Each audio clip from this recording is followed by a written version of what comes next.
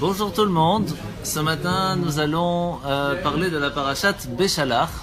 Alors, avant de commencer, juste un petit mot. Sachez qu'on est aujourd'hui mardi de parashat Beshalach et il y a le minag, un très beau minag, une très belle coutume de lire aujourd'hui parashat Aman. C'est la parashat de l'Aman qui permet d'ouvrir la porte du ciel pour la Parnassa. C'est très important aujourd'hui, ne ratez pas, ça vaut vraiment le coup. Je l'ai amené ici en hébreu et en phonétique si vous voulez après. Et sinon, vous regardez sur internet, vous marquez Parashat Aman, ça vaut le coup de le lire et c'est que aujourd'hui, hein. Donc c'est vraiment aujourd'hui qu'il faut le faire. Comment on va couper la musique parce que Ouais. c'est pas si facile avec. Qu'est-ce qu'il faut faire? Alors on va parler maintenant de la parashat Beshalach. Où il y a une chose très importante qu'on voit à l'intérieur, c'est la force qu'on appelle ça le kibud orim. Vous avez entendu parler? Ce qu'on appelle le respect aux parents. Alors pourquoi spécialement? Alors il y a une petite histoire qu'on raconte à Jérusalem. Il y avait un couple très âgé avec plusieurs enfants, plusieurs petits-enfants, plusieurs arrière-petits-enfants, et il y a le père, donc l'arrière-grand-père qui appelle son fils et qui dit voilà, je voudrais t'annoncer quelque chose, c'est un peu embêtant mais bon, c'est comme ça. Je voudrais divorcer de ta mère. Il dit, mais qu'est-ce que tu racontes? Ça fait 90 ans que vous êtes ensemble. C'est quoi l'histoire? Il dit, attends, papa. Dis-moi quand est-ce qu'on peut se voir? Regarde, il y a bientôt Pessah. Je vais appeler mes frères, les sœurs, je vais appeler tout le monde. On vient à la maison. On va s'occuper de ça. Elle dit, ok, très bien. Il raccroche le téléphone, dit, chérie, c'est bon, tout le monde sera là pour Pessah. Comme ça, vous savez comment faire maintenant pour avoir tout le monde à Pessah. En fait, il faut savoir que réussir à faire respecter ses parents, c'est une des choses les plus difficiles dans la Torah. C'est dans les 5 premiers commandements. 5e commandement. C'est vraiment un des plus compliqués, difficiles à faire. Alors pour ça, on va essayer de comprendre un petit peu ce que la Gemara nous dit. La Gemara nous ramène l'histoire de Rabbi Yochanan. Et il dit là-bas, Rabbi Yochanan, qu'il était content d'être né orphelin. Né orphelin, c'est un peu difficile, mais ça veut dire qu'il était orphelin très jeune. Pourquoi? Tout simplement parce qu'il dit, c'est tellement difficile de faire la mitzvah comme il faut, de respecter ses parents, que moi, j'ai pas l'obligation de le faire. C'est dur à dire ça, hein? Rabbi Tarfon, on raconte sur lui, qu'il y faisait un respect à sa mère d'un niveau, mais inimaginable. Un jour, elle marchait dans la rue, c'est très connu, et sa sandale s'est cassée. Lui, il ne pouvait même pas lui donner la sienne, il n'en avait pas. Donc, il va mettre sa main sous le pied de sa mère, tout le chemin jusqu'à arriver chez elle. Et lorsqu'elle n'arrivait plus à monter dans son lit parce qu'elle était trop fatiguée, il se baissait pour qu'elle puisse monter sur lui avant de monter dans son lit. Un jour, Rabbi Tarfon, il est tombé très malade. La mère est partie voir ses collègues, donc à la yeshiva, et dit, mais priez pour lui, regardez le respect qu'il avait pour moi. Et qu'est-ce qu'ils ont répondu? C'est dur, ils ont répondu, sache que c'est rien par rapport à ce qu'il devait faire. Et c'est même pas encore au niveau que Esav lui-même faisait par rapport à ses parents.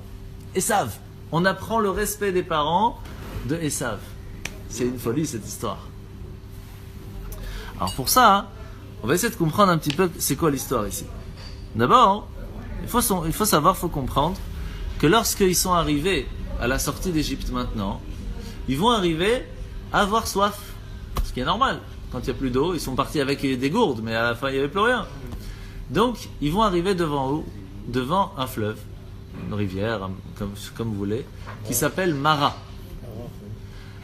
Pourquoi on l'appelle Mara? Parce que l'eau là-bas était amère. Mar, ça veut dire amère. Alors, il y a plusieurs raisons pourquoi Hachem il a voulu qu'elle soit amère. Et il y a plusieurs raisons pour que Hachem voulait aussi qu'elle soit redevenue potable d'une certaine façon. Alors on ne va pas trop rentrer dans le détail parce qu'on en avait parlé l'année dernière, mais pour résumer, pourquoi est-ce qu'il fallait qu'elle soit l'eau amère? Parce que les Égyptiens disaient que tous les enfants d'Israël n'étaient pas tous les enfants du père et de la mère, qui avaient peut-être des Égyptiens qui avaient violé, etc. etc. Qu'est-ce qu'Hachem il a fait? Il a fait qu'il y avait carrément un fleuve de l'eau amère. C'est quoi l'eau amère? C'est l'eau de Sota. Vous connaissez l'eau de Sota? lorsqu'un mari Des doutes. il a des doutes sur sa femme, et surtout qu'il est jaloux, parce que il va voir le Kohen, etc. Ils vont prendre de la cendre, ils vont mettre dans de l'eau, ils vont effacer le nom de Dieu, le mettre dedans, ils vont lui faire boire. Si tout va bien, alors elle va mériter d'avoir de grandes sadikim. Si par contre ça va pas, ça va être la cata, elle va mourir très vite. C'est pour ça que notre Cohen il est toujours occupé. Pourquoi? Ah bah c'est qu'il est occupé, M. Cohen. J'ai jamais le temps. Aujourd'hui, on ne fait plus ça. M. Cohen est en vacances par rapport à ça, au Rachel. Maintenant, donc qu'est-ce qui s'est passé? Hachem a voulu que tout le monde goûte cette eau, pour que tout le monde puisse dire et montrer de façon sûre que chaque enfant juif venait bien chacun de leurs parents. Après que ça s'est arrangé, qu'est-ce qui va se passer? Hachem va dire à Moshe, tu vas prendre un morceau de bois qui est lui-même amer, et tu vas le plonger dans ce fleuve, et là elle va redevenir potable. Donc là, qu'est-ce qui s'est passé? Un petit peu en mettant du sel, on a enlevé le sel. En mettant quelque chose d'amer dans le amer, c'est là qu'elle est redevenue potable. C'est assez spécial. Donc ça, on va aussi en parler, mais pas tout de suite. Nous savons très bien que les gens qui sont sortis d'Égypte, Oui. tous n'étaient pas des Hébreux. Ah, non, on parle pas des Égyptiens là, hein, on parle des... Non. Bien sûr, il y a des Erev Rav. Tous les gens qui sont partis ont eu besoin de boire. Pardon? Tous les gens qui faisaient partie de la tribu, disons comme ça, Oui. qui est parti, qui a quitté l'Égypte, Ouais. là-dedans, il y avait une proportion. Ah non, ils étaient séparés, attention, hein, il y avait la tribu de Reuven, la tribu de Shimon, il n'y avait pas de mélange. Hein. Chacun était avec sa tribu. Hein. Même au moment de l'ouverture de la mer Rouge, chaque tribu avait son passage. Il n'y avait pas un passage pour tout le monde. Hein. Où est-ce qu'on Chaque tribu, il y avait 13 passages. Où est-ce qu'on a mis les Égyptiens? Pourquoi 13? Eh ben voilà, 13. Il y avait 13 passages. Un pour ceux qui ne savaient pas de quelle tribu ils étaient, et en même temps aussi pour les Révral, les Égyptiens qui sont passés. Parce qu'il y avait des esclaves qui ont suivi. Pas les esclaves, les Égyptiens qui ont dit on a vu Dieu dans cette histoire des 10 plaies, on veut sortir avec le peuple juif. Ils ont pu y suivre, mais c'est à cause d'eux qu'il y a eu le veau d'or après, etc. Plein de problèmes à cause d'eux. C'est à cause d'eux. Bien sûr. Bien sûr. Donc, vous allez voir après. Donc, qu'est-ce qui va se passer ici? Ils vont arriver, Moshe va changer l'eau et ils vont pouvoir en boire. À ce moment-là, c'est très étonnant. Très étonnant. Hachem va leur dire, je vais vous faire une petite démo de ce que vous allez recevoir au Mont Sinaï. Je vais vous apprendre 10 lois, qu'on résume en général en 3 lois. C'est quoi les trois lois? La première, c'est la classique, c'est les 7 lois de Noach. C'est pour ça qu'en général, on les résume en un seul. Mais en fait, c'est 7. Il y a celle qu'on appelle... Attendez, je vais vous dire exactement. Ah, où est-ce que je l'ai mis? Voilà. La deuxième, c'est... Enfin, la première, en fait, à part les 7 lois de Noach, c'est Shabbat. Hachem leur a dit, il faut faire Shabbat, c'est quelque chose de plus qu'important. On va expliquer pourquoi. La deuxième, c'est avoir un tribunal juif. Pas seulement faire un tribunal comme dans les 7 lois noachides où il faut avoir un tribunal, mais il faut avoir un tribunal juif avec des lois qui sont basées sur la Torah. Donc c'est encore un autre niveau. Et la mitzvah de Kibud Avayim. La mitzvah de respecter ses parents. Et bien sûr, la question va se poser tout de suite dans la paracha. Qu'est-ce que ces 3 lois, ils ont à voir avec la démo de la Torah? Qu'est-ce qu'on avait spécialement besoin de préciser ces 3-là juste avant de recevoir la Torah? Il n'y a pas des choses plus importantes? Ça aurait été pas mieux de leur dire faites la cache-route, comme ça quand ils arrivent et qu'ils font le tchoulen pour Shavuot, au moins ils peuvent faire un tchoulen kasher, parce que là pour 3 millions de personnes ils ont jeté toute la daf. Vous imaginez? C'est pour ça qu'on mange du fromage à Shavuot, parce qu'ils ont dû jeter toute la daf. C'était pas kasher. Donc c'est dommage, ils auraient pu apprendre cache-route, ça aurait été plus simple. Donc on a quand même une grosse question ici. Sur ça, une des premières choses qu'on apprend à Mara, qu'on a appris l'année dernière, mais je résume, c'est que de temps en temps, on pense que des choses mal qui nous arrivent, c'est comme rajouter du mal sur du mal. Mais en fait, des fois, c'est en mettant un peu de sel là où c'est déjà salé, entre guillemets, que ça va être mangeable. La même chose qui s'est passée ici lorsqu'ils ont Moshe, il a pris qu'on appelle ça, le morceau de bois qui était amer et qu'il a mis dans l'eau amère, elle est devenue potable. Pour nous apprendre que des fois, lorsqu'Hachem nous envoie des problèmes, ce sont ces problèmes qui nous permettent de pouvoir sortir des problèmes qu'on avait avant. Ou qui nous préservent des problèmes qui peuvent arriver. Et donc, il faut savoir que c'est comme ça qu'Hachem il fonctionne des fois. C'est pas toujours facile à comprendre. On ne voit pas toujours la réponse, même des fois on ne voit jamais la réponse. Mais c'est comme ça qu'Hachem fonctionne. Parce que... Une personne qui a mal de tête, on ne tape avec un marteau. Ouais, ça, je suis pas sûr. Il ne sent plus le mal de tête, Mais il a mal à... Oui, c'est ça, exactement. Exactement. Alors, il faut aussi maintenant comprendre que qu'est-ce qui a été rajouté en base dans la mitzvah des dinim, donc ça veut dire d'avoir un tribunal, c'est que en règle générale, quand il y a quelqu'un, il y a un témoin qui vient et qui témoigne, on le croit. Mais chez le peuple juif, non. Il faut 2 témoins, et il faut que les témoins soient cachers. Alors ça tombe bien parce que je suis en train d'apprendre c'est quoi un témoin cachère. C'est pas facile.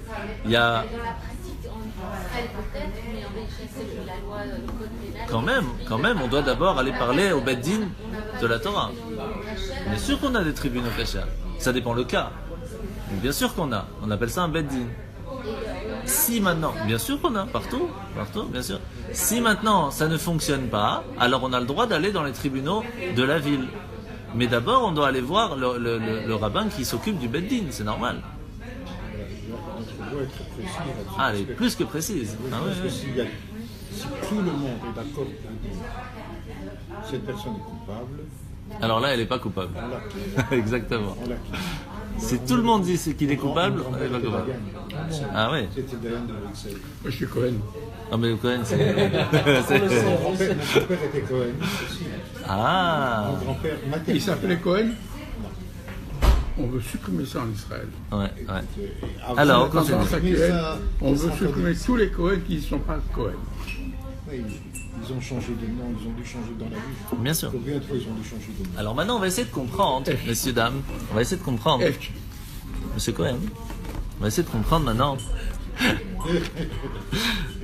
que moi, j'étais dans un ce que la Torah nous dit.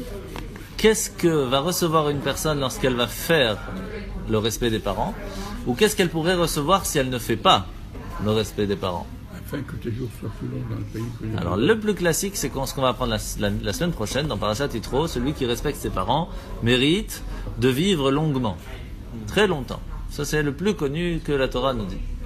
Mais qu'est-ce qu'on voit dans l'histoire qu'on a appris jusqu'à maintenant dans Bereshit, d'une personne qui avait un père ou une mère et que il va faire quelque chose contre lui. Alors on va regarder la première partie, contre lui, contre ses parents. La première, la plus connue, c'est Ham. En sortant de l'arche, Noach va boire du vin, il va devenir sourd, Ham va le voir comme ça, et là il va le stériliser. Il va lui enlever la possibilité d'avoir des enfants. Sans compter qu'il va lui faire honte, il va dire à tout le monde regardez les nus, etc.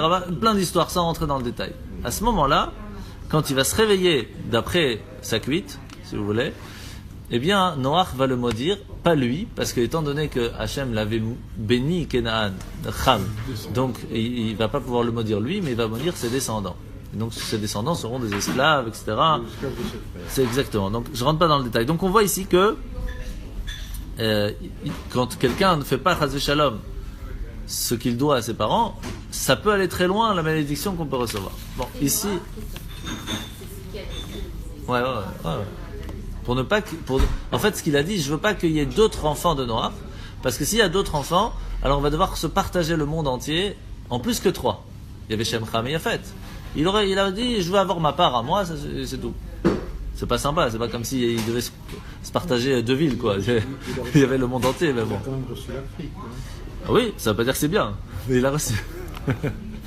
Vous voyez bien la preuve. Vous voyez bien la preuve que... Yitro qui était noir était de l'autre côté.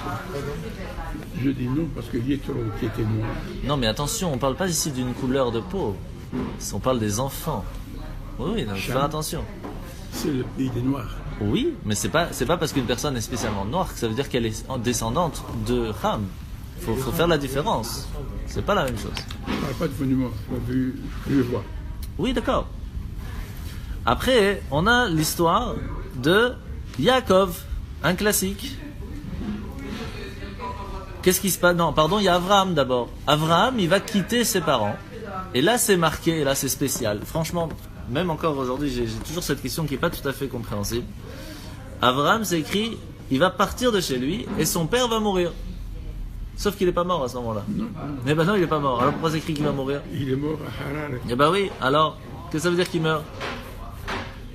Écoutez bien la réponse, c'est pas facile. Avraham iniach et aviv azaken valach l'Eretz Israël. Velachen matziga ota Torah kemet. Comme Abraham, il a laissé vieux son père tout seul, sans aucune possibilité de se débrouiller seul, entre guillemets. Il a planté pour pouvoir aller en Israël. Le père est mort de chagrin. Il est mort en se disant, mais mon fils ne s'occupe pas de moi. Mais en fait, il n'est C'est pas dur. mort. Mais il n'était pas mort. Il est mort moralement. C'est dur. C'est très dur. Et qu'est-ce qu'on voit ici? On voit que il y a eu un petit clic qui manquait dans la façon comment Abraham aurait dû s'occuper de son père. Et c'est pas si évident parce que c'est Hachem qui lui a dit vas-y tu dois partir, tu dois aller en Israël.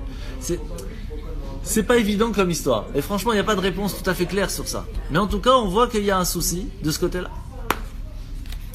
Le troisième c'est quelque chose de très classique. C'est une personne qui va avoir un gros problème de Kibud Avaim et qui va être punie très gravement dessus. Yaakov, il était chez ses parents, tout va bien. Et il y a son frère qui veut le tuer. Alors qu'est-ce qu'il fait? Il écoute sa mère. Écoutez bien, hein, c'est pas Stam. Hein. Il écoute sa mère qui lui dit « Pars à Haran, va te marier ». D'abord, il va aller 14 ans à la yeshiva. Sur ça, on va pas lui faire payer rien du tout.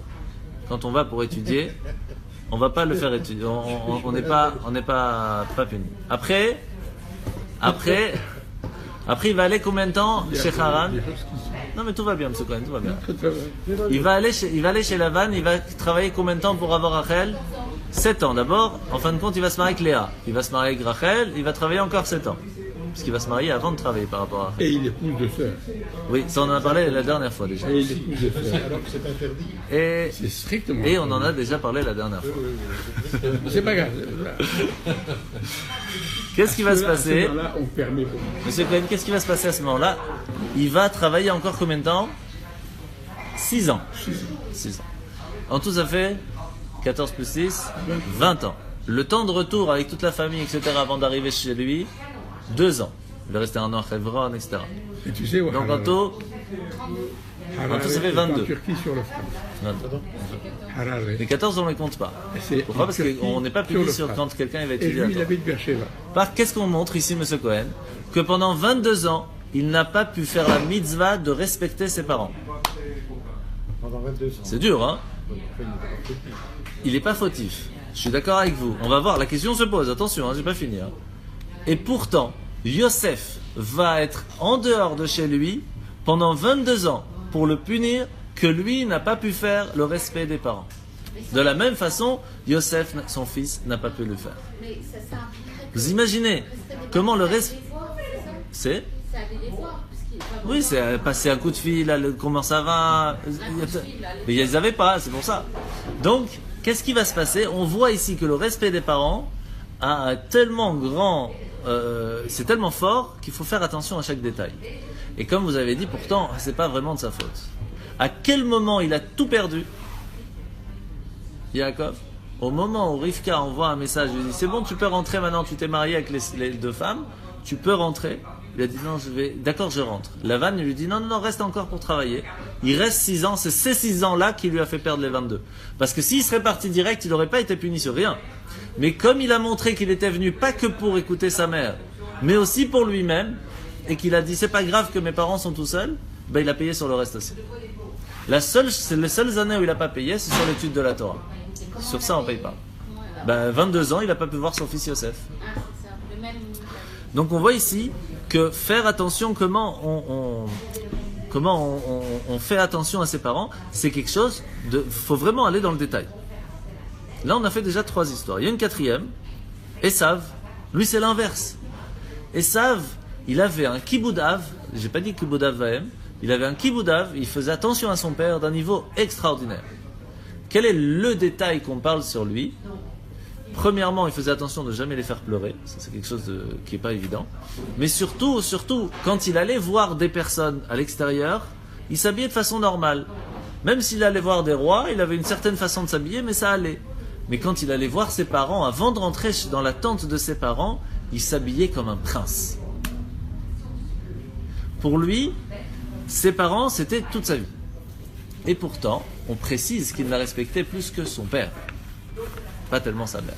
Et si vraiment il aurait voulu respecter son père, il fallait qu'il fasse plus de bonnes actions, parce que c'est comme ça qu'il aurait été fier, son père. En fin de compte, à la fin de sa vie, il a compris qu'il était Esav. Donc, ça a un peu cassé l'histoire. Mais sa façon de faire était magnifique. Il a porté des chevaux. Oui. Au point même que Yaakov, lorsqu'il arrive pour rentrer chez lui voir Esav, il a peur de Esav. Il a peur de Esav. Yaakov, qui vient de passer 22 ans chez Lavan, que Hachem lui a promis que t'inquiète pas, je gère. Hachem direct, il te dit je gère. T'as peur de Esav? De quoi il avait peur? Étant donné que Yaakov n'avait pas fait la mitzvah de Kiboudav, comme il n'avait pas fait la possibilité de faire le respect des parents, c'est qui s'occupait des parents? C'est Esav. Par ce mérite, il avait peur qu'il puisse le toucher. C'est tout. Donc on voit que le respect des parents, c'est quelque chose qui est très spécial. Et on raconte bien sûr l'histoire de Dama ben Netina. Vous avez sûrement déjà entendu parler de cette personne, que la Gemara nous raconte que c'est rare de voir quelqu'un qui a fait le respect des parents comme lui. Pourquoi?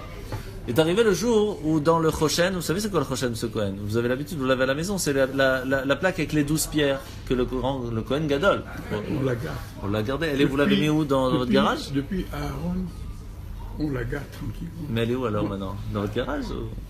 Non. Chambre à coucher. Chambre à coucher, sur le côté. Ça va.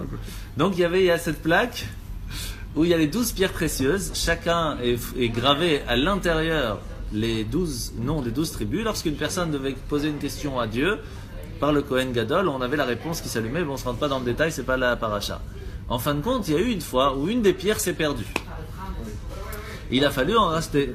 Et c'est une magnifique histoire. Qu'est-ce qu'il a fait? Qu'est-ce qu'ils ont fait les Chachamim? Ils ont cherché, mais pour trouver une pierre de cette taille, c'est une pierre un peu comme ça, il faut en trouver. C'est des pierres précieuses, ça coûte une blinde, d'accord?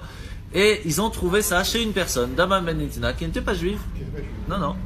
Et ils sont allés là-bas pour lui proposer un prix exorbitant. Pour vous donner une idée, d'accord? Les Chachamim, ils s'installent au salon, ils disent voilà, on voudrait t'acheter la pierre pour 1 million d'euros. Je donne des chiffres qui vous parlent, mais en fin de compte, c'était pas les mêmes, c'est des pièces d'or, d'accord? Et il dit écoutez, on va discuter, donc ils discutent, ils arrivent à un prix de 5 millions d'euros. Ok. De toute façon, ils n'avaient pas le choix, il fallait qu'ils payent pour le Beth Amikdash, donc il n'y a pas de limite. Il faut l'avoir, c'est tout. Et donc, il dit ok. Il va pour prendre la pierre dans son coffre, il revient et dit écoutez, messieurs, j'ai un petit problème, mon père il dort. La clé du coffre. Si, bien sûr. Oui, mais il dit pourquoi. Il dit pourquoi. Il n'a pas dit pourquoi. Moi j'ai entendu qu'il dit. Bon, en tout cas. Et alors eux, ils ont dit, excuse-moi. Non, mais parce qu'ils ne pensaient pas que ce soit à ce point. Non, ils ont dit, tu vois, on leur montrait trop qu'on voulait. C'est ça. Oui, alors laissez-moi finir. Donc, je vais raconter. Après, voilà. Bon, en tout cas, il dit, voilà, je peux pas vous la donner maintenant la pierre. Parce que c'est pas possible parce que mon père il dort. Et je peux pas le réveiller parce que la clé se trouve sous le coussin. Alors ils disent. Chacun son. Voilà. Donc il dit, les Chachamim ils disent sûrement qu'il veut plus d'argent en fait. Il s'est rendu compte que on veut tellement avoir cette pierre qu'on est prêt à tout payer. Donc alors ils disent 6 millions, 7 millions, 10 millions, 15 millions, 20 millions, 30. Mais il dit je peux pas, c'est mon père qui dort, c'est pas que je veux rien, c'est mon père il dort, je peux pas vous la vendre, c'est tout. Il faut attendre qu'il se réveille, je peux rien faire d'autre. À la fin, ils ont compris comme s'ils ne voulaient pas lui vendre, quoi. Donc, ils sortent. Au bout d'un moment, qui sait qu'on va courir dans la rue? Dama ben Netina avec la pierre comme ça. Venez, c'est bon, je peux vous la vendre maintenant. Venez. Il dit, Makara, qu'est-ce qui s'est passé? Il dit, je vous ai dit, mon père il dormait, je ne pouvais pas le réveiller. Il dit, ok, bon, maintenant, on était arrivé à 50 millions d'euros. Voilà les 50 millions. Il dit, non, on avait fixé à 5 millions. C'est 5 millions. Quand ils ont vu ça, il y a eu un grand tollé dans le ciel. Grande histoire dans le ciel, parce que est-ce qu'il y avait un juif dans la communauté qui s'était occupé de son père de la même façon? C'est pas évident. Qu'est-ce qu'ils ont fait les sages? Ils vont le bénir. Et ils vont le bénir qu'il ait une vache rousse. Et une vache rousse, ça vaut beaucoup plus que toutes les pierres précieuses. Parce qu'une vache rousse, lorsqu'il y en a une 9 dans toute l'histoire, il faut la trouver en 5000 ans. Donc ça coûte très cher. Et je vous raconte pas l'histoire, en tout cas, en 2 mots, il va devenir super riche. Alors qu'est-ce qui va se passer? On va essayer de comprendre aussi pourquoi la vache rousse a été quelque chose qui va calmer le ciel. Et la raison, très résumée, c'est tout simplement parce que pourquoi on fait la vache rousse? Il y a. Pourquoi non? Pourquoi est-ce que quelqu'un peut expliquer, voilà, pour la purification d'une personne qui a touché un mort ou qui a été en contact, pour enlever ce problème de mort, on prend une vache rousse et on jette la cendre sur la personne. Est-ce que quelqu'un peut vraiment expliquer en détail comment ça fonctionne et pourquoi ça fonctionne? Même le roi Salomon n'avait pas compris à 100%. Bon, il y a des explications, par exemple. Pourquoi on prend spécialement une vache? Parce que, étant donné que c'est le veau d'or qui a ramené la mort dans le monde, puisque la faute d'Adam et Ève a été réparée au moment du don de la Torah, mais que le veau d'or a ramené la mort dans le monde, alors on prend la mère pour réparer les fautes du bébé. Et donc, celui qui va toucher un mort, ça c'est à cause du veau d'or. Donc on prend la vache, qui est la mère, qui vient réparer les problèmes du petit. Mais ça c'est une explication, mais est-ce que ça donne les détails de chaque... Non, c'est très compliqué. La seule personne qui avait l'explication totale de la vache rousse, c'est Moshe. C'est un cadeau du ciel, Pachout. Et donc, en fin de compte, la mitzvah de la vache rousse nous apprend que quand on fait la Torah, on ne le fait pas parce qu'on a compris, pas par respect d'une certaine chose, pas par logique, mais parce que Dieu nous a demandé. Et donc, en fait, le message ici est à Dieu. C'est vrai que cette personne a fait un très grand respect à son père, mais peut-être qu'il y a une raison derrière, parce que son père lui a tellement donné, alors il lui donne de retour. Mais nous, est-ce qu'en tant que juifs, on fait le respect des parents parce que nos parents nous ont donné? Non. Parce que ce sont nos parents. Et ça, c'est l'histoire de la vache rousse. Et ça, c'est une grosse partie de ce qu'on va parler tout de suite. Qu'est-ce qu'on voit ici? Pour revenir à nos moutons, c'est qu'il y avait 3 mitzvot. La première, Shabbat. D'accord? Deuxième, c'est tribunal. Troisième, c'est respect des parents. C'est les 3 qui ont été donnés juste avant de recevoir la Torah. Et on a posé la question. Il n'y a pas quoi? Bassar Bechalav, c'est pas plus important? La cacheroute. Je sais pas, il y a tellement de choses. Et ici, on voit que c'est pour nous apprendre une chose très importante, c'est que quand Moshe il est monté pour prendre la Torah, les anges l'ont bloqué, lui ont dit, mais hey, une seconde, la Torah c'est pas pour toi, c'est pour nous. C'est qui les plus proches de Dieu? C'est les anges. Et il y a une loi dans le Talmud, claire, hein, attention, je peux vous montrer. Quand une personne veut vendre son champ, il a l'obligation de le proposer d'abord à son voisin, pour que son voisin, qui lui aussi a un champ, puisse avoir un plus grand. Après, s'il lui veut pas, il peut vendre à quelqu'un d'autre. Ce qui veut dire que Hachem devait proposer d'abord à qui? Aux anges, avant de donner aux humains. C'est clair de la Torah. On a un problème. Quelle est la réponse? La réponse, elle est simple. Moshe, il a dit... D'abord, Moshe, il a eu très peur de répondre aux anges. Hachem lui a dit, tiens le trône céleste et réponds-leur. Et donc, il va leur répondre, il leur dit, mais une seconde, dans la Torah, c'est écrit qu'il faut respecter ses parents. Vous avez des parents? Non? Bah alors, ça vous sert à rien la Torah. Sauf que c'est pas tout à fait. Ça c'est ça c'est ce qu'il a dit, c'est ce que nous on comprend en tant qu'humains. Mais il y a quelque chose derrière. Pourquoi? Parce que la Torah, comme elle s'apprend ici et comme elle s'apprend là-haut, c'est pas la même chose. C'est quoi l'histoire de la Gemara où on apprend? Il y a 2 personnes qui on trouve un vêtement par terre et chacun l'attrape, il dit ça c'est à moi, l'autre il dit non ça c'est à moi. Alors on va au tribunal, on leur demande de jurer qu'ils ont au moins la moitié qui est à eux, alors on coupe en 2, on partage. Vous croyez que là-haut ils ont les anges et les âmes dans le ciel, ils sont en train de parler, ils ont trouvé un vêtement? Non, ils apprennent différemment. Comment ils apprennent? Il y a une âme qui vient qui dit c'est moi qui ai fait telle mitzvah. Il y a une autre âme qui dit c'est moi qui ai fait telle mitzvah. Les deux on les fait jurer qu'ils ont fait au moins la moitié et on partage. Donc on voit que la façon comment on apprend la Torah là-haut et ici c'est pas la même. Ce qui veut dire que de la même façon qu'on parle du respect des parents, il peut y avoir un respect des parents spirituel. Donc quelle était la réponse ici que Moshe donne aux anges? La réponse elle est comme ça. La réponse elle leur dit sachez que la loi de la Gemara, du Talmud, qui nous dit que quand on vend son champ, c'est spécialement d'abord à son voisin, s'il y a une condition. La condition, elle est qu'il faut qu'il l'utilise comme il est aujourd'hui. Si on vend un champ qui on utilisait du blé ou on faisait pousser quelque chose, s'il veut l'utiliser de la même façon, il a priorité. Mais s'il veut construire une maison dessus et en faire un jardin, il n'a pas priorité, parce qu'il change la façon, toute la base de pourquoi il l'avait. C'est logique, bien sûr, c'est logique. Et donc ici, Moshe, il dit aux anges, tout le but pourquoi on a la Torah, c'est pourquoi?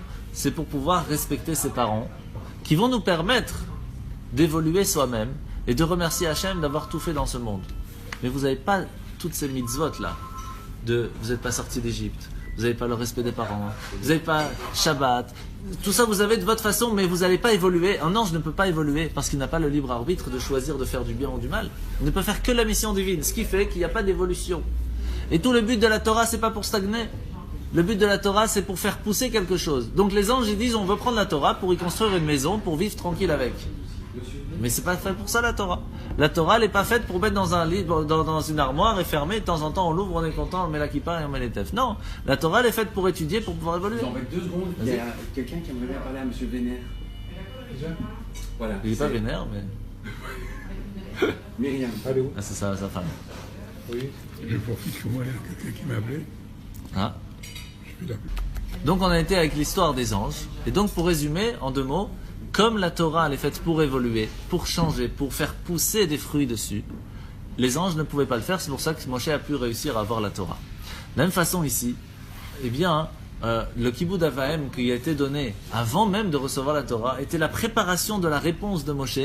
Quand il va arriver, je veux la Torah, mais tu peux pas, c'est pas pour toi. Puisque tout le but de la Torah, c'est pour respecter ses parents. Donc en fait, il a été donné avant la Torah pour préparer Moshe déjà à avoir la réponse aux anges. Maintenant, on va raconter une petite histoire très très très rapidement. Vraiment très rapidement. Il y a une fois une personne qui était très très pauvre. Il allait à l'école et un jour, il avait même pas de quoi manger. Sa mère lui a donné un sucre. C'est tout ce qu'il pouvait lui donner. Mais il avait faim.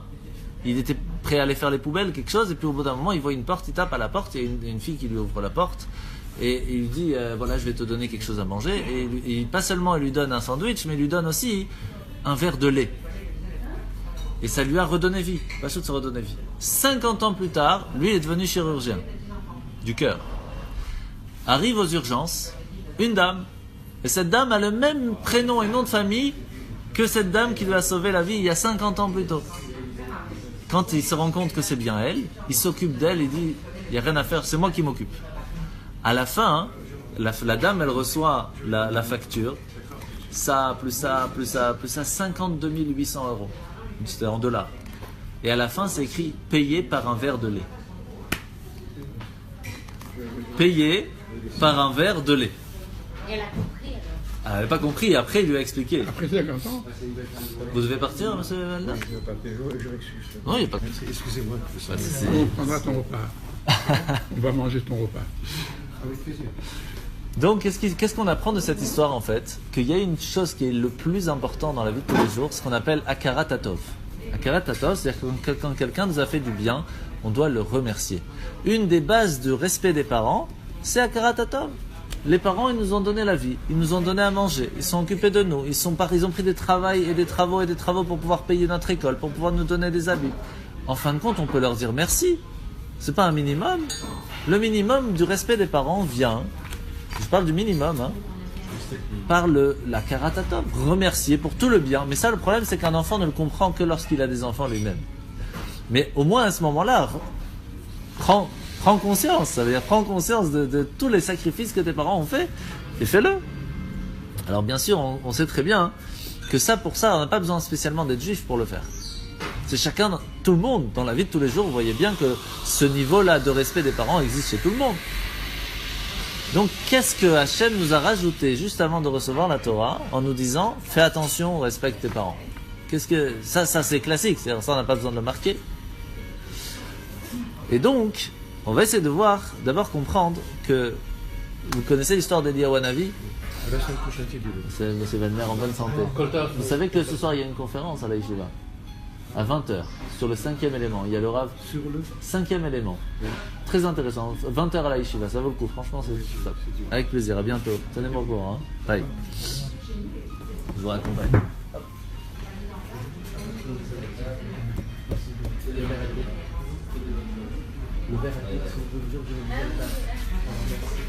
Et donc, qu'est-ce qui va se passer?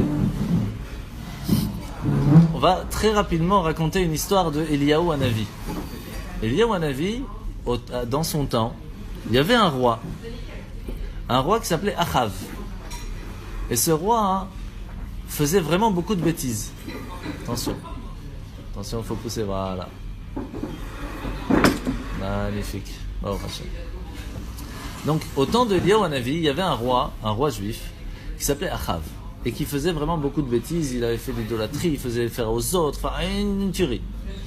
Un jour, Achav, il vient voir Eliyahu Hanavi, il lui dit, tu sais quoi, dans la Torah c'est marqué que celui qui fait toutes ces bêtises que je fais, il ramasse sur la tête, et moi je coule la vie. Eliyahu Navi il a dit, ah bon, comme ça tu parles. Attends, je vais te montrer. Il dit à Hachem, il y a 3 clés. Il y a la clé de la vie, la clé de la naissance et la clé de la parnassa, la clé de la pluie. Il dit à Hachem, donne-moi la clé de la pluie et je te la rendrai que quand ils auront fait Teshuvah. Ouais. Pendant 3 ans, il y avait une famine. Au point, c'est marqué que même de l'herbe pour les moutons était mangée par les humains. Il n'y avait plus rien à manger. Une catastrophe. Comment est-ce qu'il a fait Hachem pour pouvoir reprendre cette clé? Parce qu'il est au Navi, il voulait rien savoir, il voulait pas la donner. Alors, il y a toute une histoire, je ne rentre pas dans les détails, c'est très long. À la fin, Hachem, il a fait que une des personnes qui le gardait en cachette chez lui ou chez elle, son fils part de ce monde. Il a dit à Hachem, donne-moi s'il te plaît la clé de la résurrection. Il dit, mais je peux pas te donner 2 clés, moi j'en ai une, ça marche pas. Tu me rends et je te donne une. Et c'est comme ça qu'il lui a rendu la pluie. Et au même moment où il y a la résurrection de cet enfant, alors la pluie est revenue. Pourquoi est-ce qu'il a demandé spécialement de lui faire la résurrection de cet enfant? Parce que comme la maman lui avait sauvé la vie, le gardait en cachette, il y a ce qu'on appelle la karatatov. Faisait attention à ce que rendre la bonne chose par rapport au bien qu'il lui a fait. Donc on voit ici que une des choses de base qu'on apprend de l'histoire, c'est que dans les 10 commandements, comme vous avez parlé, la partie de respect des parents se trouve où? Dans les 5 premières, pas dans les 5 dernières parties. Les 5 premiers commandements sont entre nous et Dieu. Tu dois avoir qu'un Dieu, il ne faut pas en avoir d'autres, il ne faut pas dire son nom en vain, Shabbat et respect des parents. Sauf que Shabbat et respect des parents, ok, c'est pas spécialement avec Dieu. Les autres, il n'y a rien à voir, entre guillemets. C'est pas voler, pas tuer, pas d'adultère, pas de jaloux, pas mentir. Mais Shabbat et respect des parents, est-ce que ça a tellement un rapport avec Dieu? Oui. Alors c'est ce qu'on va voir. Oui. Vous connaissez sûrement l'histoire de Pinchas, qui lorsqu'il va voir Zimri ben Salou, Pinchas, il va prendre il va voir que Zimri ben Salou, donc c'était le chef de Shimon, il va avoir des relations avec une prostituée de Moab, une princesse en plus, et il va les tuer ensemble. Et à ce moment-là, c'est écrit qu'il a vengé l'honneur de Dieu. Pourquoi? Parce que les relations entre un homme et une femme, c'est quelque chose de très pur. C'est un lien qui se crée entre 3 personnes, entre l'homme, la femme et Dieu. Et quand il y a ces 3 ensemble et que c'est fait de façon correcte, un enfant vient. C'est-à-dire que mettre au monde un enfant, c'est quelque chose, c'est un travail qui est prévu depuis la création du monde, qui doit se faire à 3. C'est un lien qui est très très fort entre le couple et Dieu. Mais si on utilise cette relation en mettant Dieu de côté, en faisant des choses qui ne sont pas cachères, on est en train de prendre Dieu, le mettre dans la boue, entre guillemets. C'est très grave. Et donc il a vengé l'honneur de Dieu à ce moment-là. De la même façon, dans le respect des parents ici, pourquoi c'est très important et c'est un lien avec Dieu direct? Parce que quand on respecte ses parents, on respecte Dieu. Et inversement, quand on respecte Dieu, on se doit de respecter ses parents. Parce que c'est comme ça qu'on est venu au monde. Il y a eu un lien direct entre 3 personnes, le mari, la femme et Dieu. C'est quelque chose de très fort. Et alors, je vais vous raconter une petite histoire. Et Dieu, oui. Donc maintenant, il faut comprendre quelque chose de très important. Hop là. On a fait la totale, c'est magnifique le repas que tu nous sers là.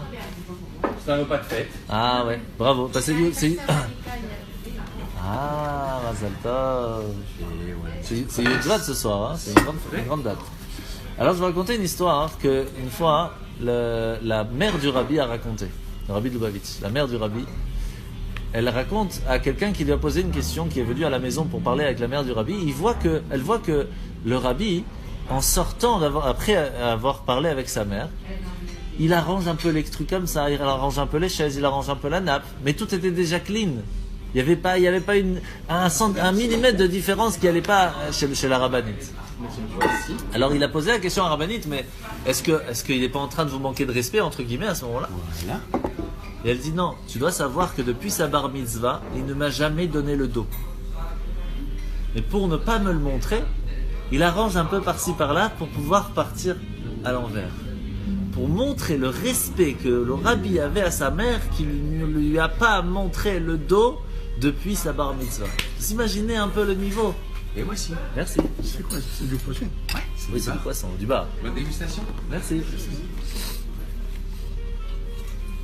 Et donc de là on apprend que le respect qu'on doit à ses parents n'est pas quelque chose par rapport à Akarat Hatov.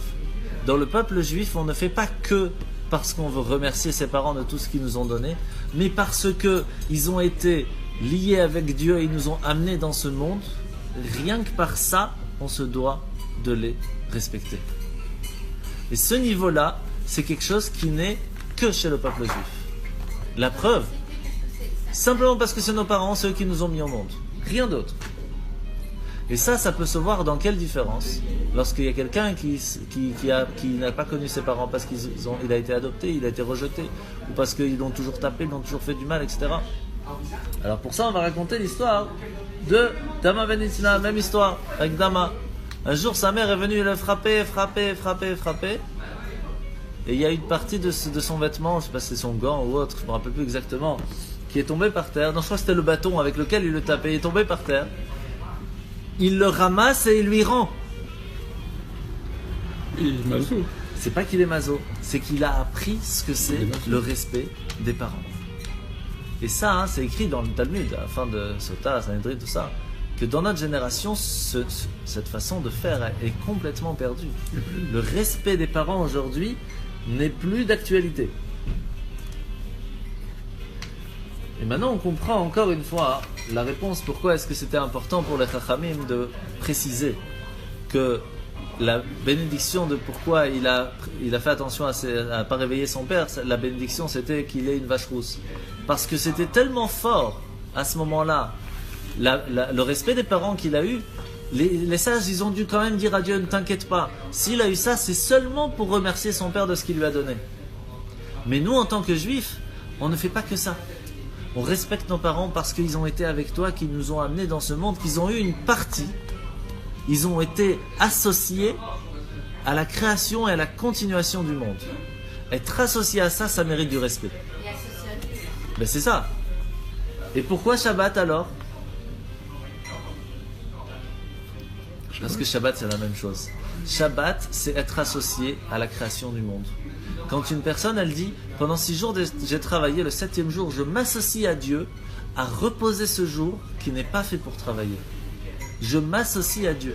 Et donc avant même de recevoir la Torah, Hachem il dit au peuple juif, voici la base de toute la Torah. La base de toute la Torah c'est d'être associé avec moi.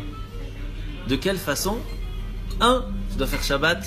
2. Tu dois être honnête, tu dois avoir des tribunaux qui soient juifs et faire comment moi je demande dans la Torah que le monde fonctionne et soit jugé. Et 3. Tu dois respecter tes parents. Parce que les parents, c'est comme Dieu. De la même façon que des fois on ramasse sur la tête par Dieu, eh bien on dit rien. De la même façon, si on ramasse des parents, eh bien on se tait. Et on doit un respect total à ses parents. Total. Ça c'est la partie de Kibud Avaim qu'on a reçue avant même de recevoir la Torah. Maintenant on comprend alors, tout simplement, toute cette histoire de la parasha de Veshalach qu'on nous a expliqué, qu'il faut faire attention maintenant avant de recevoir la Torah, de comprendre ces 3 bases de la parasha. Hazak.